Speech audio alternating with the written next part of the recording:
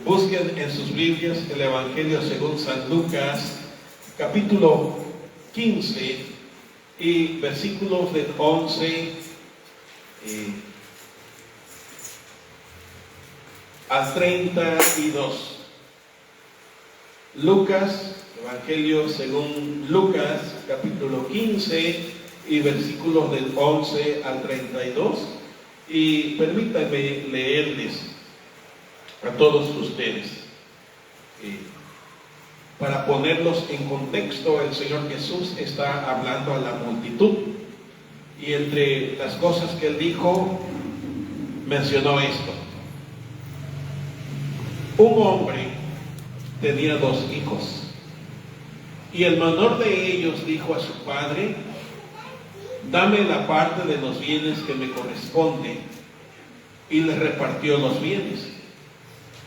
No muchos días después, juntándolo todo, el hijo menor se fue lejos a una provincia apartada y allí desperdició sus bienes viviendo perdidamente.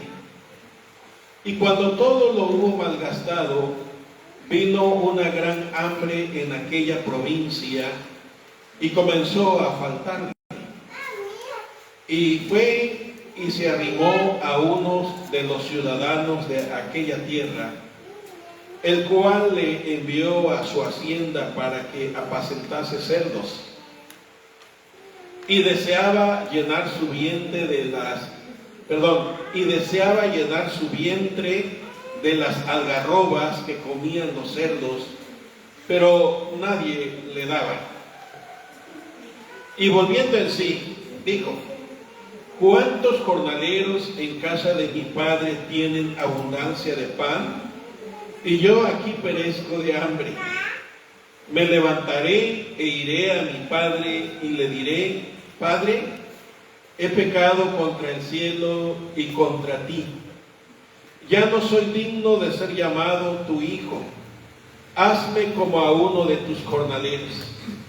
Y levantándose vino a su padre.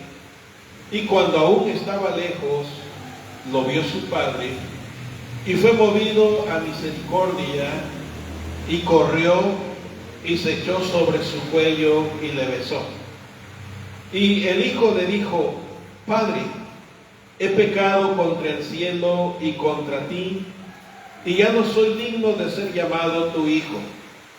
Pero el padre dijo a sus siervos: saquen el mejor vestido y vístanlo, y pongan un anillo en su mano y calzado en sus pies. Y traigan el becerro gordo y mátenlo, y comamos y hagamos fiesta. Porque mi hijo muerto era, y ha revivido. Se había perdido, y es hallado.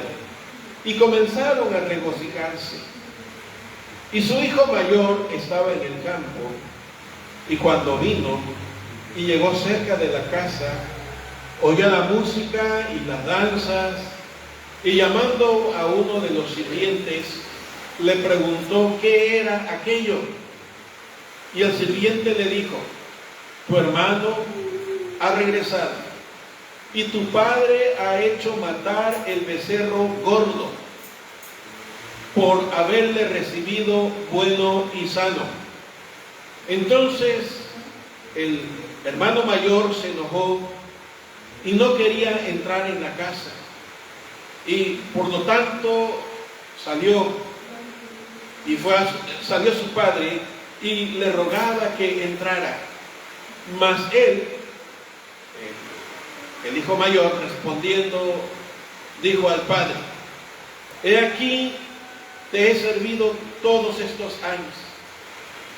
No he tomado, no habiéndote desobedecido jamás, y nunca me has dado siquiera un cabrito para gozarme con mis amigos. Pero cuando vino tu hijo, que ha consumido tus bienes con prostitutas, has hecho matar para él el becerro gordo. Entonces el padre le dijo: hijo, tú siempre estás conmigo, y todas mis cosas son tuyas. Mas era necesario hacer fiesta y regocijarnos, porque este tu hermano estaba muerto y ha revivido, se había perdido y ha sido hallado. Esta narrativa, hermanos, nos hablan de tres personajes: un anciano padre, un hijo mayor y un hijo menor, un anciano con sus dos hijos. Y la Biblia no dice que era anciano, lo estoy imaginando, porque no se menciona la mamá, probablemente ya había fallecido. Y cuando se habla del hijo mayor, tenemos que recordar que en la cultura judía la mayoría de edad en aquella época era 30 años. Así que el hijo mayor era más que 30 años. Y el hijo menor llegó a la adultez, es decir, llegó a la mayoría de edad. Y de pronto él, pensando algunos detalles sobre su vida y pensando e inquiriendo cómo había sido su vida en casa, de pronto él germinaron en su corazón otros pensamientos y tomó decisiones. El padre también tomó decisiones y el hijo mayor también tomó decisiones.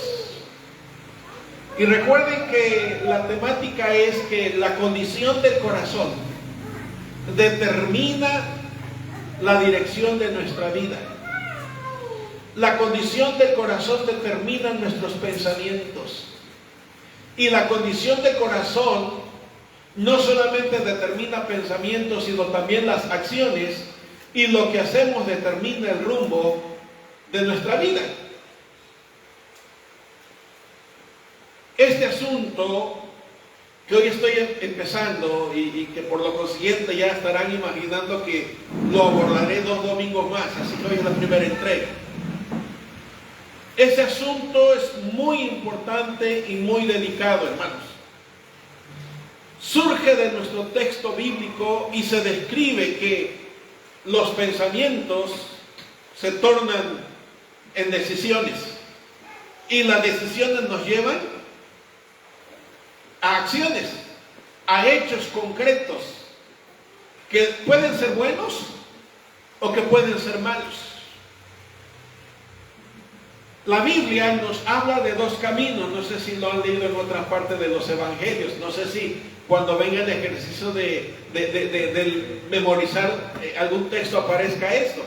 La Biblia habla de 2 caminos, uno muy ancho, muy amplio y lo cogen todos, otro muy angosto, lleno de cardos y de espinas, y muy pocos lo toman.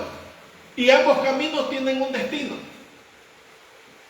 También habla de 2 puertas, una muy ancha, muy amplia, y muchos pasan por ella, y una muy estrecha, y son pocos los que pasan por ella. Y ambas puertas también llevan a 2 destinos diferentes. En suma, tanto los 2 caminos como las 2 puertas nos hablan de lo mismo. Y si está enfatizado por el Señor Jesús, que es quien menciona los 2 caminos y las 2 puertas, entonces tenemos que considerarlo como muy delicado, como muy importante. Porque uno lleva al cielo, ese es el destino, y el otro lleva al infierno, ese es el destino. Uno es el camino de la vida y el otro es el camino de la muerte. Así que uno nos habla de dicha y el otro de desdicha. Uno de gozo y el otro de tristeza. Uno de salud y otro de enfermedad. Ojo, cuando hablo de salud y de enfermedad no me estoy refiriendo al estado físico. Me estoy refiriendo a la situación eterna. Por eso dije que es muy importante lo que estamos encontrando en esta narrativa que les acabo de leer, que es muy conocida como la parábola del hijo pródigo. Una parábola, amados hermanos, es una enseñanza a través de algo conocido para referirse a algo desconocido. Eso es una parábola. Y todos usamos parábolas.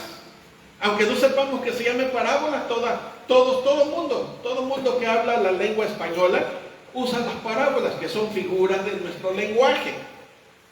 Por ejemplo, los que les gusta el fútbol dicen que Hugo Sánchez fue una estrella inmensa del fútbol. Eso es una parábola. Lo que se quiso decir es que Hugo Sánchez fue un personaje muy importante que dominó mucho el fútbol. No es que sea un astro en el espacio. Sí me estoy explicando. Es para ilustrar más o menos lo que intento enseñarles o definirles en términos muy simples, que es una parábola. Entonces, el Señor Jesús usa una parábola, que es una pequeña historia de algo muy conocido, para hablar de algo desconocido. Y quiero en esta mañana abordar a uno de los tres personajes. ¿Se acuerdan que ya los mencioné? Un padre y dos hijos. Quiero abordar a que consideremos el asunto del hijo menor. Vamos a examinar, vamos a analizar el corazón del hijo menor. ¿Se acuerdan que el tema es la condición del corazón determina el rumbo de la vida? La condición del corazón determina los pensamientos. La condición del corazón determina las acciones. Entonces, los pensamientos, las decisiones y las acciones reflejan quiénes somos. Dijo el Señor Jesús: de la abundancia del corazón habla la boca. Y dice la Biblia también: tal es el corazón, tal es el hombre. Bueno, enfoquémonos entonces en el corazón del hijo menor. ¿Qué quería el hijo menor? En primer lugar, ¿qué quería el hijo menor? De pronto el hijo menor empezó a considerar: bueno, ya llegué a ser adulto, quiero volar, quiero ir a vivir la vida. Quizás pensó, como muchos de los jóvenes piensan hoy: quiero disfrutar la vida. Ya estoy cansado de vivir bajo las leyes de la casa. Porque en todas las casas hay leyes. No escritas, pero están leyes que determinan cómo va a convivir, cómo va a caminar la familia, cómo se tienen que comportar los hijos, cuál es su marco de libertad, cuál es su marco de dependencia, cuáles son sus deberes. Por cierto, ahorita en las escuelas hablan de derechos y derechos y derechos de los niños. Pero ¿cuáles son sus deberes también? Porque nada más hablan de derechos y los deberes. Luego los jóvenes mayores nos gritan en la cara que ya tengo derechos, ya soy mayor. Y hay muchos que están ansiando llegar a los 18 años para hacer lo que quieran. Bueno, estoy tratando de que pensemos cómo estaba el corazón del hijo menor. Y esos pensamientos de que sería bueno probar la vida, de que sería bueno mejor irse de la casa, ser independiente. ¿Cuántos quieren salir de la casa para ser independientes? ¿Cuántas muchachas toman la decisión de irse con el novio porque ya no quieren vivir bajo las leyes de la casa, pensando que van a ser libres? Y yo le digo: hermanas casadas son libres cuando se casaron y dejaron su casa, la casa paterna. Nomás dejaron una autoridad para ir a caer bajo otra autoridad, y quién sabe cómo sea, ¿verdad? Por ahí alguien digo peor. Bueno, son los pensamientos que cavila un corazón que anhela ser libre, que anhela ser independiente, que anhela vivir lejos de la casa, porque está harto del papá, porque está harta de la mamá, según sea el caso, ¿no? Y todo eso estaba cavilando el joven, porque ¿qué había en su corazón? ¿Qué había en su corazón? ¿Qué leímos? Papá, ya soy adulto. ¿Y qué le dijo? Dame mi herencia. Dame mi herencia. La Biblia no dice, pero sus hechos reflejan que estaba pensando escaparse de la casa paterna. Quería vivir lejos. ¿Cómo dice el muchacho? Quiero vivir mi vida. Que nadie se meta en mi vida. ¿Han oído eso de sus hijos? Es que ya quiero tomar mis propias decisiones. Es que ya soy grande. Me dijo mi nieto de 4 años ya. Yo le dije, ¿eres mi bebé? No, no soy bebé, soy niño grande, dice.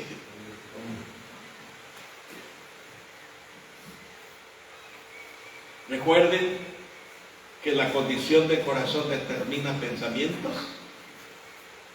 determina decisiones que nos llevan a acciones, que nos reflejan cómo está el corazón, y las consecuencias de decisiones y acciones determinarán cuánto dolor, cuánta desdicha, o cuánta alegría y cuánto contentamiento.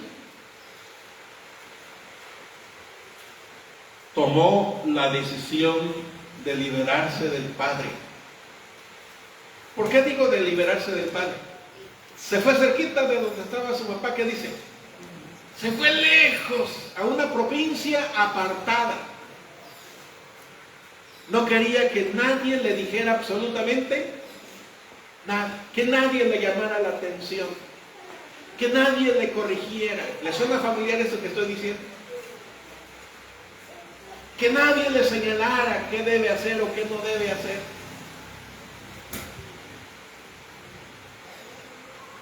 ¿Y por qué digo que tomó, que refleja su corazón todo esto que estoy diciendo? Dice que vivió ¿cómo?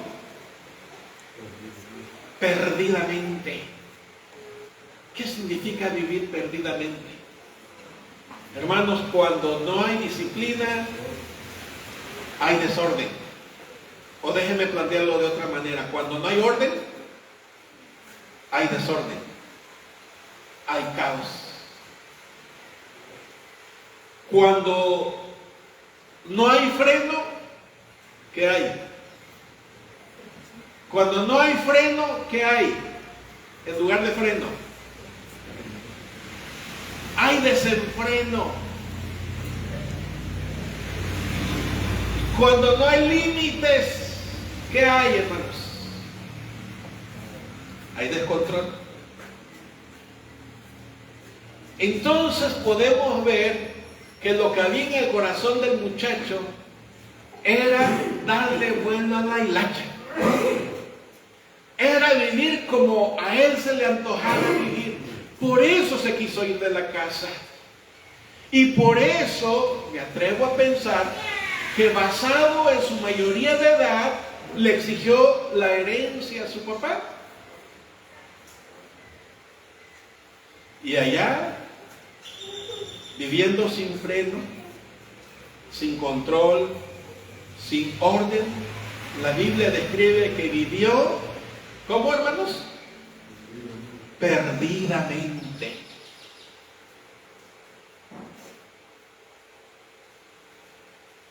Según él, disfrutaba la vida. ¿Qué dice un tomador, un borracho, un alcohólico?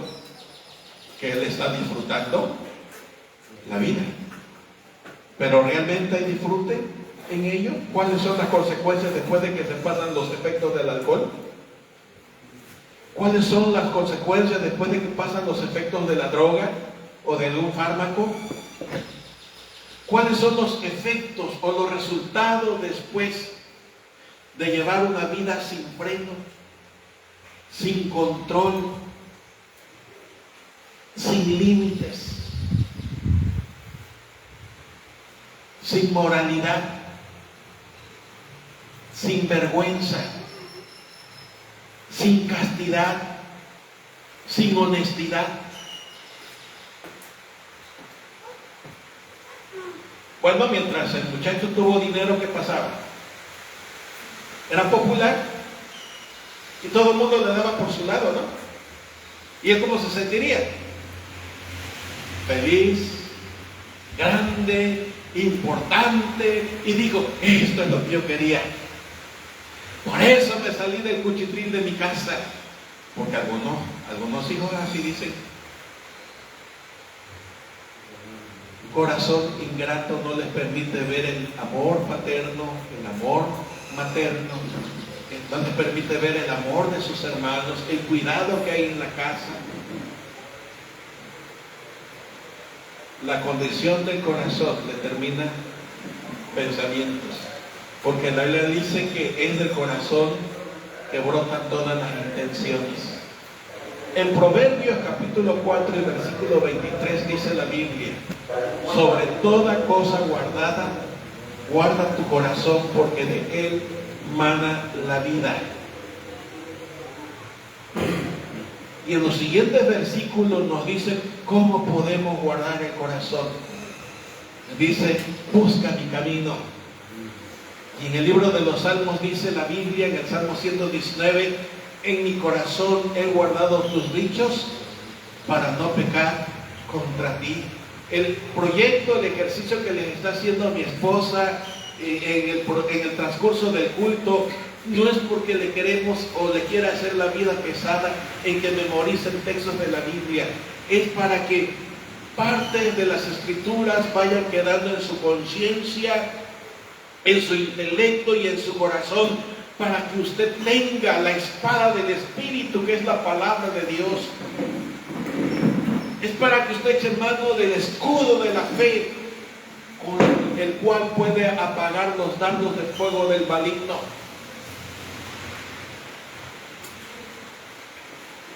Y el corazón de este hijo menor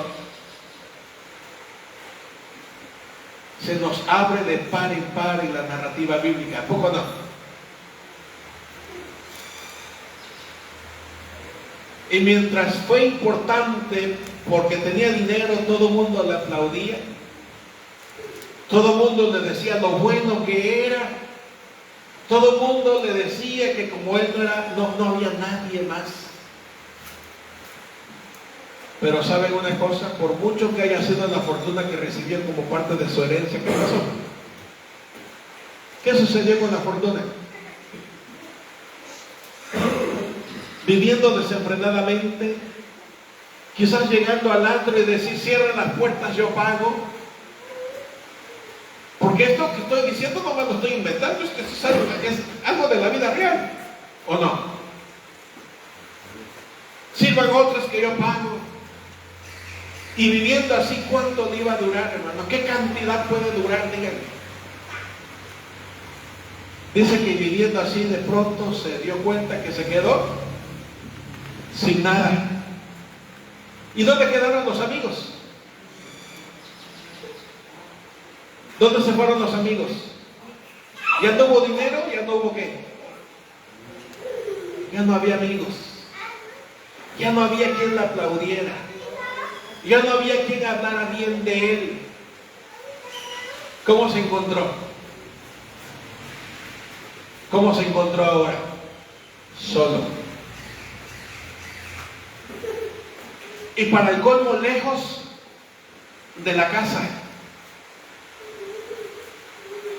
Y cuando él vuelve a casa, lo mandan que lo vistan con vestido nuevo, que le pongan calzado, que le pongan hijo, porque eso nos revela que se quedó en harapos,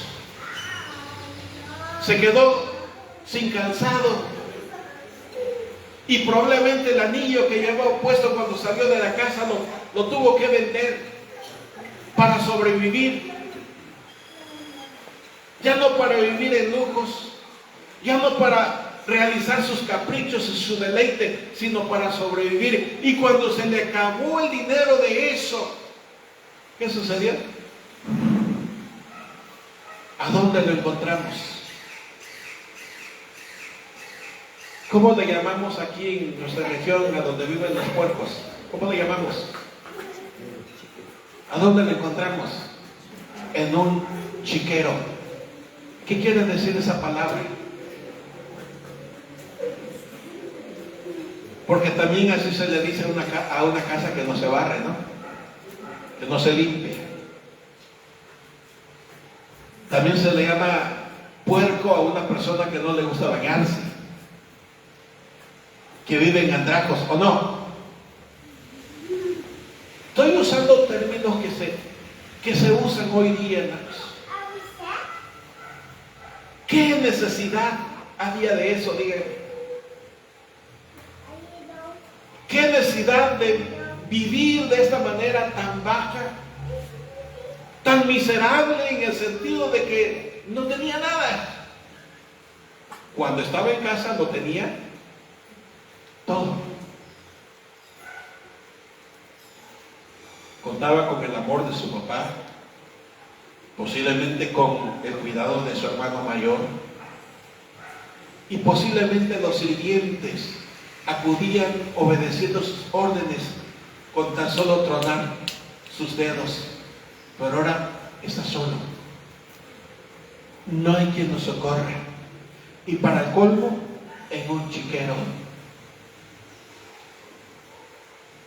Así paga el pecado, hermanos. Así paga el mundo. Y así paga Satanás a quien bien le sirve. Y déjenme ilustrar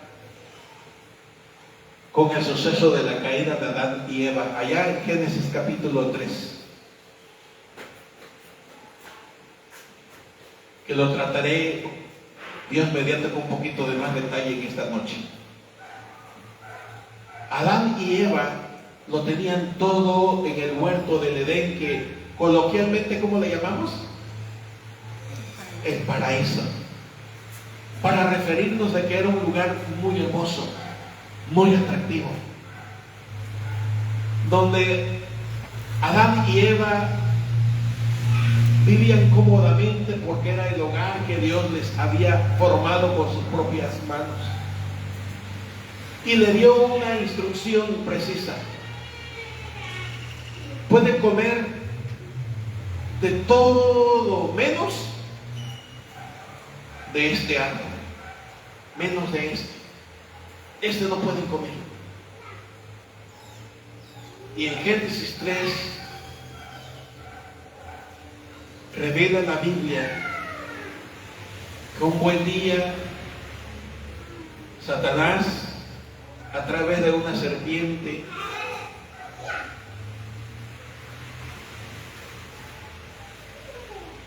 le dice: eso de se lo estoy poniendo yo, con que Dios ha dicho, no comáis de este árbol. Y de pronto le empieza a inyectar que duden de lo que Dios le ha dicho. Bien sabe Dios que el día en que coma de este árbol, y Dios sabía eso, por supuesto, iría usando unas verdades allí. Bien sabe Dios que el día en que coman, sus ojos serán abiertos y les inyecta su propio veneno, y serán como, ¿qué les dijo? Serán como Dios. Porque ese era el deseo del diablo en la eternidad. Por eso le dije que lo voy a tocar un poquito en la noche, en el culto de esta noche, un poco más amplio que lo que estoy diciendo ahorita. Van a ser como Dios. ¿Qué les está ofreciendo el diablo a la mujer? Y por supuesto a Adán. Adán no estaba en ese momento, pero cuando vino Adán comió sin chistar, porque creyó lo que dijo el diablo. ¿Qué le dijo el diablo? ¿Qué le dijo Satanás? Van a ser, ¿qué le dijo? Van a ser como Dios. Van a ser libres, van a ser independientes, van a poder hacer lo que ustedes quieran. Y si ustedes se dan cuenta y observan bien lo que estoy diciendo, que estoy narrando en Génesis 3, era exactamente lo que había en el corazón del joven, que comúnmente se le llama el hijo pródigo. O sea, el corazón del joven que estamos viendo. Eso había. Ser libre, ser independiente, vivir como quisiera, sin que nadie le dijera absolutamente nada. Vivir con libertad. Pero yo pregunto, hermanos, ¿Adán y Eva fueron como Dios? ¿Fueron como Dios? Teniendo la instrucción de Dios, teniendo la palabra de Dios, ellos decidieron y tomaron una decisión sin consultar a Dios. Y desobedecieron la indicación de Dios y alargaron su mano y tomaron del fruto y comieron. Y teniéndolo todo, lo perdieron todo. Así paga el diablo. Ofrece mucho y no da nada. Ofrece libertad y esclaviza. Ofrece aparentemente vida dichosa y feliz y entrega muerte, dolor y lágrimas. Ofrece dicha y entrega tristeza.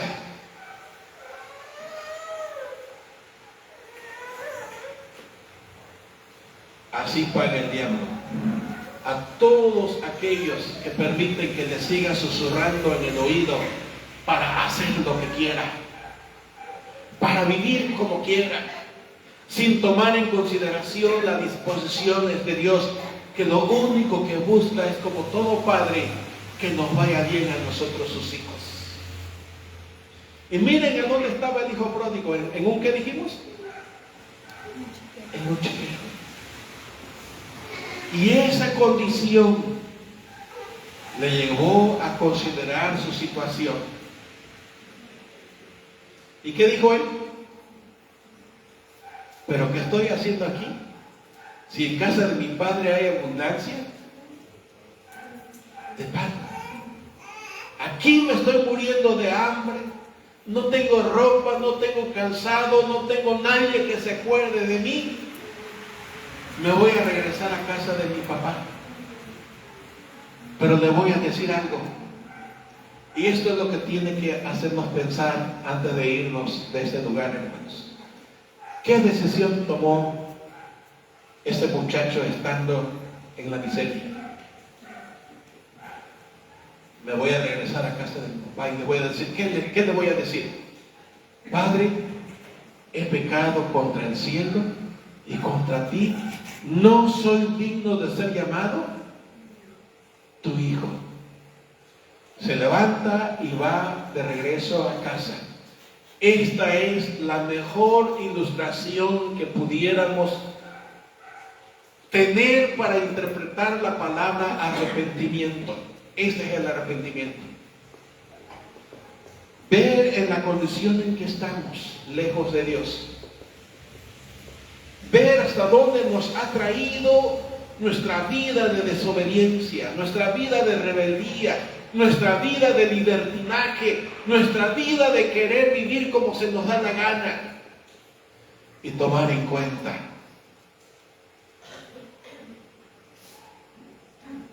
que no estamos bien. Y tomar la decisión de volver a casa.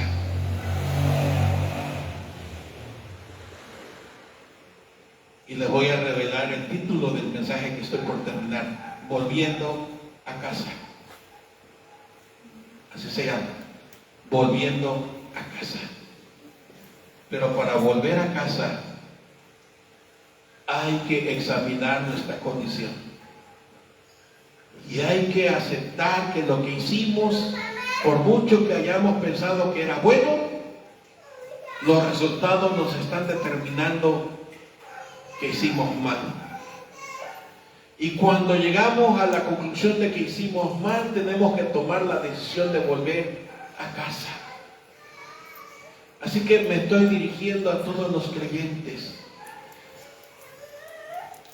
que, habiendo tomado la decisión de vivir su vida como mejor le parezca, sin poner su corazón a los pies del Padre, sin inclinar su voluntad y sus pensamientos al agrado del Padre, nos fuimos lejos de Dios.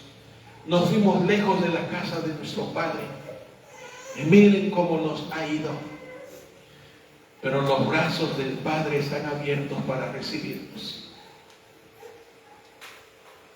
Le dije que me iba a enfocar en el personaje del hijo menor. Estando en miseria, estando en chiquero, habiéndose dado cuenta de su condición, dijo: me voy a casa de mi papá. Es decir, me arrepiento de todo esto. Y le pido perdón llegando a casa. Y ustedes vieron cómo llegó a casa. Se arrodilla, se postra, le pide perdón. Y ese es el punto de este mensaje. Dios nos espera con brazos abiertos, pero siempre y cuando volvamos a Él. Siempre y cuando reconozcamos que hicimos mal al habernos ido. Siempre y cuando le pidamos perdón, que Él se encarga de levantar a sus hijos, que Él se encarga de restaurarnos, que Él se encarga de recibirnos en su casa y en su corazón. Amados hermanos, una lección práctica y sencilla es que en el arrepentimiento hay perdón. En el arrepentimiento hay restauración. Y en el arrepentimiento hay gozo. El gozo de ser llamado hijos de Dios. Bendiciones.